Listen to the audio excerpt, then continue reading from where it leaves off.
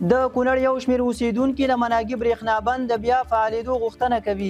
د کونړ یو شمېر اوسیدونکي وایي له تېرو 3 کلونو راهیسې د ځینو ستونزو له امله د مناګي برېښنا بند له فعالیته لوېدلې او غوښتنه کوي چې حکومت د ژر تر ژره د دغه بند د بیا فعالولو چارې پیل کړي. شاوخوا یو کال مخکې د کونړ د برېښنا رئیس پژواک خبري اجانس ته ویلي وو چې د ولایتي ادارې په هڅو او د مرکزي حکومت په خاصې پاملرنې د افغانستان د برېښنا شرکت د تخنیکي ډلې له لوري د مناګي برېښنا بند د ترمیم او اساسي جوړونې چارې په عملي توګه پیل شوې چې په 4 میاشتو کې به بشپړې شي، خو لا هم کوم څرک نه لیدل کیږي. د کونړ په وټهپور ولسوالۍ کې د پیج درې پر سیند د مناګي برېښنا کوټ چې د 1.2 میګا واټه برېښنا د تولید ظرفیت به ولري په 1992 کال کې د جوړېدو چارې د 8.9 میلیون امریکایي ډالرو په لګښت پیل شوې وي.